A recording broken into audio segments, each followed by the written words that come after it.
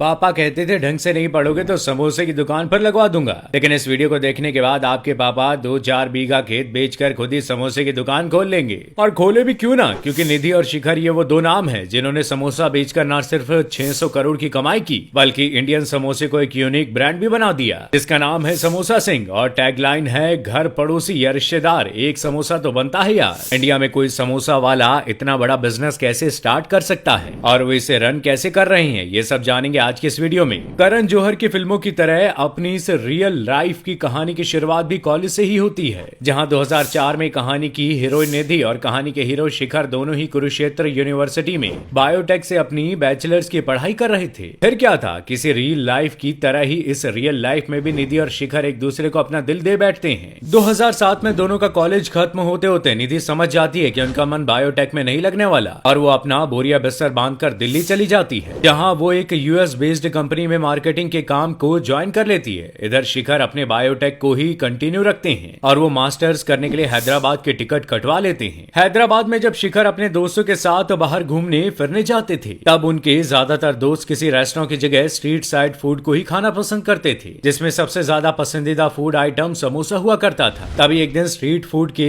Unhygienic तरीके ने शिखर के दिमाग की बत्ती को जला दिया और उसी टाइम उन्होंने अपने बिजनेस के मास्टर प्लान को सोच लिया था कि अगर वो स्ट्रीट फूड के इस अनहाइजीनेस को दूर कर देते हैं तो वो एक जबरदस्त स्टार्टअप खोल सकते हैं। यहाँ शिखर ने अपने समोसे के स्टार्टअप के पूरे मास्टर प्लान को सोच लिया था और उधर 2009 में उनका मास्टर्स भी कंप्लीट हो गया। मास्टर्स कंप्लीट होते ही उनकी एक बायोटेक कंपनी में जॉब लग गई। अपने स्टार्टअप प्लान और जॉब के बीच वो अपने प्यार निधि को नहीं भूले थे, इसलिए 2010 में दोनों 7 फेरों के साथ ही सातों जन्म के लिए एक हो गए। शादी के बाद भी शिखर अपने समोसे के स्टार्टअप प्लान को अप्लाई करना चाहते थे, इसलिए उन्होंने निधि को इस बात के लिए मनाया कि वो भी स्टार्टअप में उनका साथ दे, लेकिन दोनों को अपने अपने जॉब से फाइनेंशियल बैकअप बनाने में और इस स्टार्टअप के प्लान को एग्जीक्यूट करने के लिए रिसर्च करने में लगभग 5 साल का टाइम लग गया। 2015 में शिखर ने अपने जॉब से रिजाइन दे दिया और निधि को वर्क फ्रॉम होम अप्लाई करवाकर दोनों ने एक बार फिर से अच्छी तरह से प्लान बनाया और इस पर लगभग 10,000 घंटे की रिसर्च करके अपने अपने रोल को डिसाइड किया। जिसमें निधि को मार्केटिंग को संभालने की जिम्मेदारी मिली तो शिखर ने पूरे स्टार्टअप को एग्जीक्यूट करने की जिम्मेदारी संभाली, जिसमें सबसे बड़ा फैसला था समोसा के शेप को ही बदल देना। ये इतना बड़ा फैसला था जो इन्हें लेकर डूब भी सकता था। समोसे के शेप को बदलने का आइडिया दोनों ने इसलिए बनाया क्योंकि नॉर्मल समोसा अपनी तिकोनी शेप की वजह से ज्यादा तेल एब्जॉर्ब कर लेती है, इसलिए समोसा सिंह का समोसा हेल्दी भी रहे, इसलिए उन्होंने इसके तिकोने शेप को तो बनाए रखा लेकिन उनके बॉर्डर्स को हटवा दिया,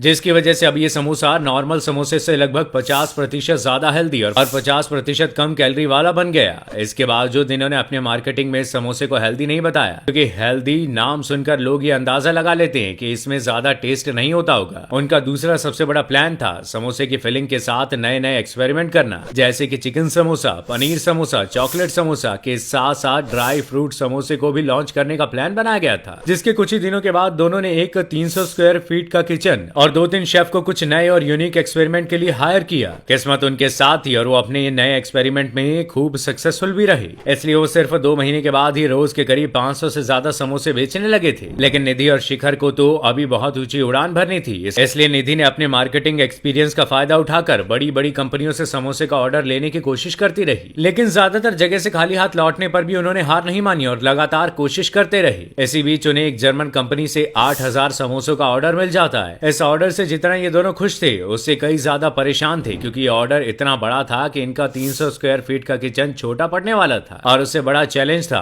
8,000 समोसे को क्रंची रखना। इसलिए अपने किचन की प्रॉब्लम को दूर करने के लिए उन्होंने अपने फ्लैट को बेच दिया और समोसे को क्रंची रखने के लिए उन्होंने समोसे की कुकिंग को 3 स्टेप में बांट दिया और सबको अलग अलग टास्क दे दिया। घर बेचकर 8,000 समोसे बेचना खतरे से भरा जरूर था, लेकिन इन दोनों ने इस खतरे को पार कर लिया था, जिसके बाद इन्हें और भी दूसरी कंपनी से ऑर्डर्स मिलते रहे और धीरे धीरे इन्होंने पीवीआर और बाकी दूसरी ब्रांड्स के साथ भी टाई अप कर लिया था और फूड फेस्टिवल के साथ साथ समोसा फेस्ट करके भी इन्होंने अपनी सेल को अच्छी खासी बढ़ा लिया था। लेकिन इन दोनों का दिल इतने में खुश नहीं हो रहा था, उनके अंदर से आवाज आ रही थी, ये दिल मांगे मोर। और अपने दिल की इस आवाज को शांत करने के लिए दोनों एक ऐसे आदमी का नंबर ढूंढ निकालते हैं जो ऐसे ही छोटे छोटे बिजनेस में इन्वेस्ट करते थे। शिखर ने जब उस नंबर पर कॉल किया तो सामने से किसी ने फोन नहीं उठाया। शिखर ने दूसरी बार कॉल ट्राई किया, इस बार भी किसी ने कॉल नहीं उठाया। कई बार कॉल करने पर भी जब कोई रिस्पांस नहीं आया तो निधि और शिखर सीधा इस आदमी के घर चले गए और एंट्री न मिलने पर वो घर के बाहर ही खड़े रहे ताकि कम से कम एक मीटिंग हो जाए। 2 दिन तक लगातार घर के बाहर खड़े रहने पर उनकी मीटिंग फिक्स हुई और मीटिंग में उन्होंने अपने समोसे को इस तरह से प्रेजेंट किया कि वो उस मीटिंग से 1 2 या 10 नहीं बल्कि पूरे 19 करोड़ की फंडिंग लेकर आए थे। 19 करोड़ की इस फंडिंग से इन दोनों ने अपने 7 आउटलेट्स खोलकर उन्हें ऑटो पायलट सिस्टम पर कर दिया। ये ठीक वैसा ही है जैसे आपको डोमिनोज के सभी पिज्जा का स्वाद एक जैसा ही मिलता है। इस सिस्टम में किसी डिश को एक फार्मूले में बदल दिया जाता है और उसे सभी आउटलेट्स को दे दिया जाता है ताकि कस्टमर्स को हर जगह एक जैसा ही स्वाद मिल सके। जिसके बाद 2019 में समोसा सिंह ने 200% की स्पीड से अपनी ग्रोथ की और आज उनकी मार्केट वैल्यू लगभग 600 करोड़ रुपए है। फिलहाल वो अपने आउटलेट्स में रोज के लगभग 25,000 समोसे बेच रहे हैं, जबकि उनका target 1 lakh samosa per day बेचने का है। आप अग्निवीर से रिटायर होकर कुछ ऐसी किसी बिजनेस की शुरुआत करना चाहेंगे या नहीं, हमें कमेंट करके जरूर बताइएगा।